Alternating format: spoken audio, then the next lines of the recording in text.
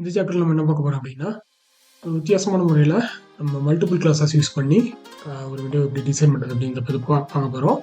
So first நான் custom டிக்கெண்டர் import பண்ணியிருக்கேன் ஸ்டார்லேருந்து.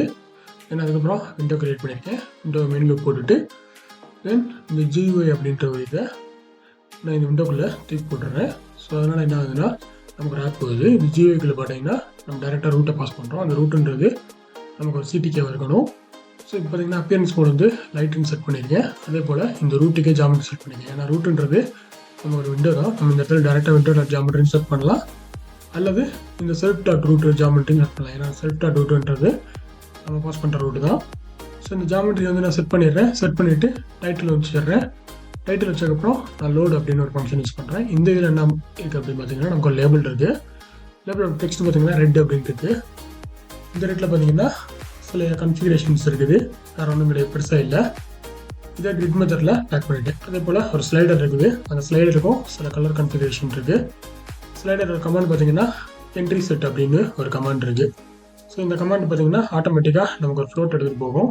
So ஒரு பேராமீட்டர் இந்த ஸ்லைடரோட ஃப்ளோட் வேல்யூ எடுத்துகிட்டு போகும். இந்த ஸ்லைடர் பார்த்தீங்கன்னா 0லேருந்து 255 வரைக்கும் செட் ஆகிருக்கு. இதையும் கிரிட் மெத்தடில் பேக் பண்ணியிருக்கு. ஸோ அதுக்கப்புறம் பார்த்தீங்கன்னா நமக்கு ஒரு என்ட்ரி இருக்குது. இந்த என்ட்ரி பார்த்தீங்கன்னா அதே போல் சில கன்ஃபிகரேஷன் பண்ணியிருக்கு. இந்த கன்ஃபிகரேஷன் பண்ணி முடிஞ்சதுக்கப்புறம் இதை நான் கிரிட் மெத்தடில் பேக் பண்ணிட்டேன் காலம் செகண்டில். ஸோ காலம் 1. அதுபோக இந்த இடத்துல பார்த்தீங்கன்னா கீ ரிலீஸ்னு ஒரு ஃபங்க்ஷன் பைண்ட் மெத்தட் செட் பண்ணியிருக்கேன். ஸோ நம்ம எந்த கீ ரிலீஸ் பண்ணாலும் அது வந்து ஸ்லைடர் செட் அப்படின்னு ஒரு ஃபங்க்ஷனை வந்து கால் பண்ணணும். ஸோ இப்போ ஸ்லைடருக்குள்ள கன்ஃபிகரேஷன் பார்த்தீங்கன்னா என்ட்ரி செட்டு. என்ட்ரி செட்டில் என்ன இருக்குன்னா, இந்த வேல்யூ அப்படின்ற இடத்துல இந்த ஸ்லைடரோட வேல்யூ வரும். 0லேருந்து 255 என்ன வேல்யூ இருக்குதோ அந்த வேல்யூ வரும். அதை ஃபஸ்ட்டு நான் இன்ட்டாக கன்வெர்ட் பண்ணிக்கிறேன். இன்ட்டாக கன்வெர்ட் பண்ணி முடிஞ்சதுக்கப்புறம் இந்த என்ட்ரியில் இருக்க எல்லாத்தையும் டெலீட் பண்ணுறேன். டெலீட் பண்ணிவிட்டு தென் இந்த ஈக்குள்ளே நான் வந்து இந்த வேல்யூவை ஒரு ஸ்ட்ரிங்காக கன்வெர்ட் பண்ணி இன்சர்ட் பண்ணிடுறேன். அவ்வளோதான். ஸோ இது வந்து எப்போ ஒர்க் ஆகும்னா, ஒரு வாட்டியும் நம்ம ஸ்லைடரை நகர்த்தும் போதும் நமக்கு வந்து என்ட்ரி செட் அப்படின்ற ஃபங்க்ஷன் வந்து ஒர்க் ஆகும். என்ட்ரி செட்டுங்கிறது நம்ம ஸ்லைடர் கொடுத்துருக்கோம். அதே ஸ்லைடர் செட்டுன்ற ஃபங்க்ஷன் பார்த்தீங்கன்னா நம்ம என்ட்ரியில் பயன் பண்ணி வச்சுருக்கோம். ஸ்லைடர் செட்டுன்றது நம்ம என்ட்ரியில் பயன் பண்ணி வச்சுருக்கோம். இந்த ஸ்லைடர் செட் என்ன பண்ணோம் அப்படின்னா, இந்த எக்ஸை வந்து எக்ஸுன்றது வந்து என்ன பார்த்தீங்கன்னா இந்த என்ட்ரியோட வேல்யூ. ஸோ இந்த என்ட்ரியோட வேல்யூவை நம்ம எவ்வளோ டைப் பண்ணுறோமோ அதை வந்து கெட் பண்ணி இந்த எக்ஸில் ஸ்டோர் பண்ணிக்கிறோம். அந்த எக்ஸில் இந்த ஸ்லைடரை வந்து செட் பண்ணிடும். ஸோ ஸ்லைடர் டாட் செட்டுன்னு கொடுத்தோம் அப்படின்னா இந்த வேல்யூ இதுக்குள்ளே செட் ஆயிரும். ஸோ நம்ம 255க்கு பிலோ கொடுத்தோம் அப்படின்னா அந்த வேல்யூ செட் ஆகும். இது வந்து ஒரு டைமும் நம்ம கீ ரிலீஸ் பண்ணும்போதும் நமக்கு செட் ஆகும். ஸோ இப்போ நம்ம இந்த ஃபங்க்ஷனை நம்ம ரன் பண்ணோம் அப்படின்னா நமக்கு வந்து வேல்யூ வந்து என்ட்ரியில் வராது. அதுக்காக நான் என்ன பண்ணியிருக்கேன் அப்படின்னா, இந்த இடத்துல self dot entry dot set self dot S dot get. So ஸ்லைடரில் இருக்கிறத நம்ம கெட் பண்ணிவிட்டு இந்த என்ட்ரி செட்டை வந்து நம்ம பாஸ் பண்ணுறோம். அதனால் என்ன ஆகும்னா, நமக்கு வந்து ஸ்லைடரோட டிஃபால்ட் வேல்யூ அப்படின்றது இந்த என்ட்ரிக்குள்ளே போய் இந்த என்ட்ரி செட் ஃபங்க்ஷன் மூலயமா நமக்கு இந்த என்ட்ரியில் நமக்கு ஒரு வேல்யூ வந்து இன்சர்ட் ஆகும். அதுக்காக நான் இந்த ஃபங்க்ஷனை இந்த கிளாஸ் முடிகிறப்போ கால் பண்ணியிருக்கேன். இப்போ நம்ம கிளிக் பண்ணோம் அப்படின்னா நமக்கு சில வேல்யூ வருது. ஸோ இதை நம்ம நவுட்டணும் அப்படின்னா நமக்கு என்ட்ரி சேஞ்ச் ஆகும். அதே சமயம் இந்த இடத்துல நம்ம ஏதாவது 175 அப்படின்னு கொடுத்தோம்னா நமக்கு வந்து ரீடிங் சேஞ்ச் ஆகும். ஸோ இந்த 175க்கு அப்புறமும் கூட நம்ம இந்த மாதிரி அட்ஜஸ்ட் பண்ணிக்கலாம். அதுபோக ஸோ நம்ம டேரெக்டாகவும் வேல்யூ வச்சுக்கலாம். ஸோ நம்மளுடைய அப்ஜெக்டிவ் என்னென்னா red, green, blue. So RGB 3 சேர்த்து 3 இதே மாதிரி செட்டு கிரியேட் பண்ணுறோம். அது கிரியேட் பண்ணக்கப்புறம் இந்த 3 ஸ்லைடரோட வேல்யூவை பொறுத்து 4வது இந்த இடத்துல ஒரு கலர் கிரியேட் பண்ணுறோம். அந்த கலர் என்ன பண்ணோம் அப்படின்னா, நமக்கு இந்த RGB கலர் ஹேஷ் போட்டு நம்ம அடிக்கிறோம் இல்லையா, அந்த கலரோட ரீடிங்கை வந்து ஒரு இடத்துல மென்ஷன் பண்ணுற மாதிரியும், இன்னொரு இடத்துல அந்த கலர் எப்படி இருக்கும் அப்படின்றத நமக்கு விசுவலைஸ் பண்ணுற மாதிரியும் இருக்கணும். ஸோ இதுதான் நம்மளோட டிசைனு. இப்போ நம்ம 3 இது வர்றது அப்படின்றதுனால நம்ம டேரெக்டாக இந்த லோடை தூக்கி ஒரு ஃபங்க்ஷனுக்குள்ளே போட்டுடலாம். ஆனால் ஃபங்க்ஷனில் போகிறத பொறுத்த வரைக்கும் என்ன ப்ராப்ளம் அப்படின்னா, இந்த செல்ஃப் டாட் எல்ட்டை நம்மளால் அக்சஸ் பண்ண முடியாது. ஏன் அக்சஸ் பண்ண முடியாது அப்படின்னா, அக்சஸ் பண்ண முடியும். இந்த ஃபங்க்ஷனுக்குள்ளே இன்னொரு ஃபங்க்ஷனை வந்து கிரியேட் பண்ணிட்டோம் அப்படின்னா இந்த செல்ஃப் டாட் எல்லை நம்மளால் அக்சஸ் பண்ண முடியும். ஆனால் ரெண்டாவது நம்ம இந்த ரெட்டுக்கு பதிலாக நம்ம வேறு ஏதாவது ப்ளூ அப்படின்னு கிரியேட் பண்ணும்போது இந்த செல்ஃப் டாட் எல்லே அது மேலே ஓவர் ரைட் ஆகிடும். அப்போ வந்து நமக்கு கடைசியாக என்ன கிரியேட் ஆகுதோ அந்த செல்ஃப் டாட் எல்லு மட்டும்தான் நம்மளால் அக்சஸ் பண்ண முடியும். முதல் கிரியேட் ஆன ரெட்டையும் க்ரீனையும் நம்மளால் அக்சஸ் பண்ண முடியாது. அதுதான் ஃபங்க்ஷன் நம்ம முன்னாடியே பார்த்துருக்கோம் சாப்டர் 20, 21 அது ஒரு வேளை பார்க்கல அப்படின்னா போய் பார்த்துட்டு வாங்க. இந்த சாப்டர் உங்களுக்கு புரியலை அப்படின்னா பேக்கில் போயிட்டு சாப்டர் 21 ஃபுல்லாக பார்த்துட்டு வாங்க. ஏன்னா டேரெக்டாக இந்த சாப்டர் வந்து புரியாது. ஸோ வரிசையை நீங்கள் ஸ்டெப் பை ஸ்டெப்பாக போனால் மட்டும்தான் உங்களுக்கு புரியும் இந்த சாப்டர். இப்போ நம்ம என்ன பண்ண போகிறோம் அப்படின்னா இந்த ஒட்டுமொத்த டிசைனையுமே நம்ம ஒரு கிளாஸாக கன்வெர்ட் பண்ண போகிறோம். ஸோ அதுக்கு என்ன பண்ணுறோன்னா நம்ம தனியாக ஒரு கிளாஸ் கிரியேட் பண்ணலாம்.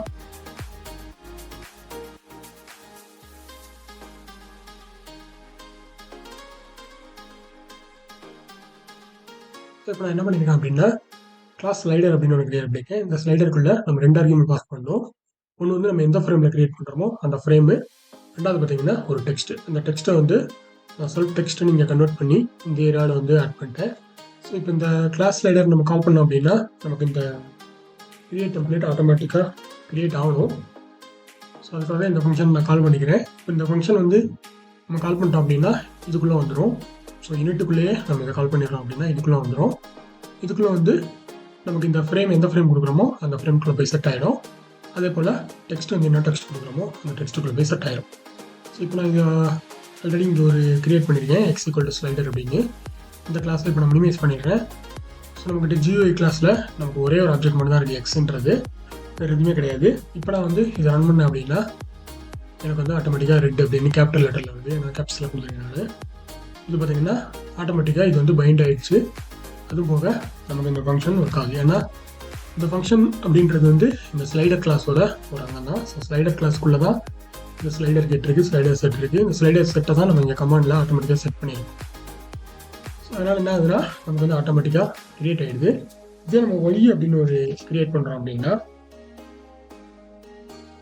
ஸோ க்ரீன் அப்படின்னு கிரியேட் பண்ணேன் அப்படின்னா எனக்கு வந்து ஓவர்லேப் ஆகுது. ஏன்னா இது வந்து நம்ம கிரிட் மெத்தடில் பேக் பண்ணியிருக்கோம். ஸோ கிரிட் மெத்தடில் ரோ 0 காலம் 0 அப்படின்னு பேக் பண்ணியிருக்கோம். ஆனால் இது வந்து நமக்கு வந்து ஓவர்லேப் ஆகுது. ஸோ இந்த இடத்துல பார்த்தீங்கன்னா நம்ம ரோ 0 காலம் 0 கொடுத்துருக்கோம் அசால்ட்டாக. அதனால் நம்ம ரோ காலம் வந்து மென்ஷன் பண்ணி தான் ஆகணும், வேறு வழி கிடையாது. அதுக்கு பதிலாக நம்ம இந்த ஃப்ரேமில் எத்தனை ரோ எத்தனை காலம் இருக்குது அப்படின்றத நம்ம முன்னாடியே டெஸ்ட் பண்ணி பார்க்க முடியுமா அப்படின்னு பார்க்கலாம். ஸோ அதுக்கு இந்த இடத்துல நான் பிரிண்ட் ஸ்டேட்மெண்ட் போடுறேன். ஸோ நமக்கு ஏதாவது தெரியணும் அப்படின்னா நமக்கு உடனே பிரிண்ட் ஸ்டேட்மெண்ட் போட்டுருவோம். அதுக்குள்ளே பார்த்தீங்கன்னா கிரிட்டு அப்படின்ட்டு இருக்கும். ஸோ இந்த கிரிட்டுக்குள்ளேயே பார்த்தீங்கன்னா நம்ம நிறையா இருக்கும். ஆங்கரு, பிபி பாக்ஸு, கன்ஃபிகர், இந்த மாதிரி. இதில் பார்த்தீங்கன்னா நமக்கு சைஸ் அப்படின்னு ஒரு ஆப்ஷன் இருக்குது. ஸோ இந்த கிரிட்டு சைஸை வந்து எவ்வளோ சைஸ் இருக்குது அப்படின்றத நம்மளால் ஒரு வாட்டியும் இந்த ஸ்லைடருக்குள்ளே போகும்போது நான் பிரிண்ட் பண்ண சொல்லியிருக்கேன். இப்போ வந்து கிரியேட் பண்ணலாம். பார்த்தீங்கன்னா நம்ம 2 ஆப்ஜெக்ட் கிரியேட் ஆகிருக்கு. ஒன்று வந்து ரெட்டு போகும்போது, ஸோ ரெட் அப்படின்ற ஒரு இன்ஸ்டன்ஸ் கிரியேட் ஆகும்போது ஒன்று கிரியேட் ஆகிருக்கு. அதில் பார்த்தீங்கன்னா நமக்கு 0 வந்துருக்கு. ரெண்டாவது பார்த்தீங்கன்னா 3 1 அப்படின்னு வந்துருக்கு. ஸோ இதே மாதிரி நம்ம ஒரு 5 6 கிரியேட் பண்ணோம் அப்படின்னா, ஸோ இந்த ரெட்டே நான் 5 வாட்டி கிரியேட் பண்ணி பார்க்குறேன். எனக்கு என்ன பிரிண்ட் ஆகுது அப்படின்றத மட்டும் தெரிஞ்சால் போதும். ஓகே, இது பார்த்தீங்கன்னா 0 பிரிண்ட் ஆகுது. ரெண்டாவது பார்த்தீங்கன்னா 3 1 பிரிண்ட் ஆகுது. மூணாவது அதே தான். ஸோ 3ன்றது நமக்கு இந்த இடத்துல இருக்கக்கூடிய காலம் 1 2 3 3 காலம் இருக்குது. 1ன்றது நமக்கு வந்து ரோவாக இருக்குது.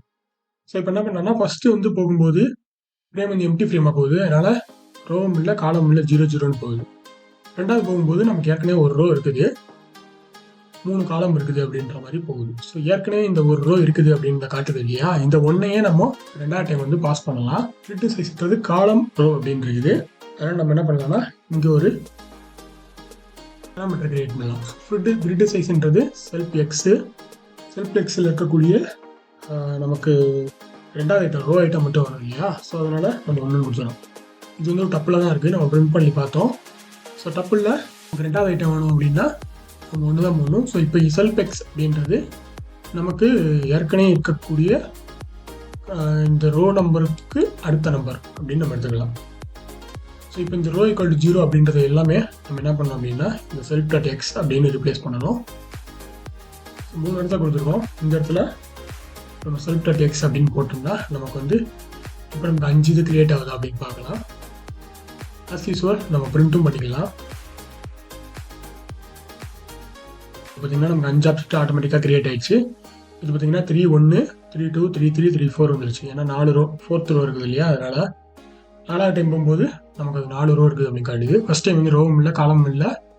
2வது டைம் போகும்போது 1 ரோ இருக்குது. ஸோ இந்த 1 ரோ அப்படின்றது லென்த் ஆஃப் ரோ. அந்த லென்த் ஆஃப் ரோவை நம்ம மிஸ்யூஸ் பண்ணிக்கிறோம். எப்படி மிஸ்யூஸ் பண்ணிக்கிறோம்னா அடுத்த ரோ நம்பர் அப்படின்னு நம்ம இந்த இடத்துல மிஸ்யூஸ் பண்ணிக்கிறோம். அதனால் என்ன ஆகுதுன்னா ஒரு டைமும் லென்த் ஆஃப் ரோ வந்து 1 1 கூட்டிகிட்டே போகும்போது நமக்கு மேலே வந்து கிரியேட் ஆயிருக்கு. ஸோ இப்போ பார்த்தீங்கன்னா நமக்கு 5 ஆப்ஜெக்ட் கிரியேட் ஆயிடுச்சு. 5 இன்ஸ்டன்ஸ் வந்து எக்ஸ் கிரியேட் ஆயிருக்கு. ஸோ இது வந்துங்கன்னா நம்ம நினச்ச டிசைன் நமக்கு வந்துருச்சு. இப்போ நம்ம இந்த கிளாஸில் 3 ஆப்ஜெக்ட் மட்டும் கிரியேட் பண்ணலாம்.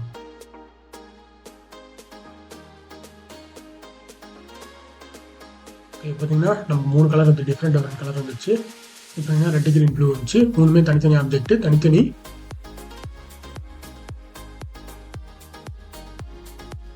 ஸோ இப்போ நம்ம வேலை என்னென்னா கீழே நமக்கு ஒன்று கிரியேட் பண்ணணும். ஸோ இந்த இடத்துல எனக்கு ஒரு பட்டன் வேணும். என்ன பட்டன் அப்படின்னா ஜென்ரேட் ரேண்டம் கலர் அப்படின்னு ஒரு பட்டன் தான் போதும். அந்த பட்டனை கிளிக் பண்ணணும். கிளிக் பண்ணால் இது ஆட்டோமேட்டிக்காக ரேண்டம் வேல்யூ செட் ஆகணும். அந்த மாதிரி கிரியேட் பண்ணணும். தென் ரெண்டாவது நம்ம இதை அட்ஜஸ்ட் பண்ணால் இந்த இடத்துல அது என்ன கலர் அப்படின்ற டிஸ்பிளே நமக்கு வரும். தென் இங்கேக்குள்ளே நமக்கு என்ன கலர், அந்த ஆஷ் கோட் என்ன அப்படின்றது நமக்கு வரும். ஸோ அதுக்கு முதல்ல ஒரு பட்டன் கிரியேட் பண்ணிடுறேன். பட்டனோட நேம் வந்து ஜென்ரேட் ரேண்டம் அப்படின்னு வச்சுக்கிறேன். தென் அதுக்கப்புறம் பார்த்தீங்கன்னா இதை கிரிட் மெத்தடில் பேக் பண்ணிடுறேன். ஸோ நம்ம கிளாஸ்க்குள்ள எப்படி பேக் பண்ணமோ அதே மாதிரி சைஸை நான் கெட் பண்ணி பேக் பண்ணிடுறேன். ஏன்னா இப்போ நம்ம இந்த இடத்துல வேறு ஏதாவது கிளாஸ் ஆட் பண்ணோம் அப்படின்னா இது ஆட்டோமேட்டிக்காக கீழே போயிடும். இல்லாட்டினா நம்ம வந்து எல்லா ரோ ஃபுல்லாக மறுபடியும் மாற்றிட்டு இருக்கணும். இதே போல் சிட்டிக்கு ஃப்ரேம் அப்படின்னு ஒன்று கிரியேட் பண்ணியிருக்கேன். ஸோ விடுத்து ஐட்டம் மென்ஷன் பண்ணியிருக்கேன். ஃபோர்க்ரவுண்ட் கலர் பார்த்தீங்கன்னா ஒரு கலர் கொடுத்துருக்கேன். பார்டர் கலர் பார்த்தீங்கன்னா வேறு ஒரு கலர் கொடுத்துருக்கேன். இதே அதே மாதிரி காலம் ஃபஸ்ட்டில் பேக் பண்ணிடுறேன். விடுத்து பார்த்தீங்கன்னா 400 மேலே இருக்குது. ஸோ லென்த்தாக இருக்கும். அதே போல் சிட்டிக்கு என்ட்ரி, இன்னொரு என்ட்ரி, அந்த என்ட்ரி பார்த்தீங்கன்னா காலம் 2ல் கிரியேட் பண்ணியிருக்கேன். ஸோ இப்போ நான் வந்து ரன் பண்ணேன் அப்படின்னா எனக்கு 3 ஐட்டம் வந்துடுது மேலே. இந்த 3 ஐட்டம் வந்ததுக்கு பின்னாடி நமக்கு இங்கே ஒரு ஜென்ரேட் பட்டன் வந்துடுது. இந்த ஜென்ரேட் ரேண்டம் அப்படின்ற பட்டனை கிளிக் பண்ணோம் அப்படின்னா நமக்கு இது ஆட்டோமேட்டிக்காக ரேண்டமாக ஏதாவது 3 ஜென்ரேட் ஆகி நமக்கு இந்த கலர் வந்து மாறணும். இங்கே என்ன கலர் இருக்குதோ அந்த கலரோட கோடு வந்து எனக்கு இந்த என்ட்ரிக்குள்ளே இந்த மெத்தடில் வந்து பிரிண்ட் ஆகும். ஸோ இதுதான் என்னுடைய டிசைனு. ஸோ இப்போ பார்த்தீங்கன்னா நமக்கு வந்து ரெட்டு, க்ரீனு, ப்ளூ அப்படின்னு 3 இருக்குது.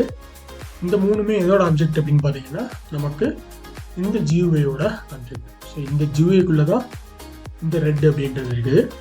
அதனால் என்ன பண்ணலாம் அப்படின்னா நம்ம இந்த ஏ வழியாக இந்த ரெட்டை கால் பண்ண முடியும்.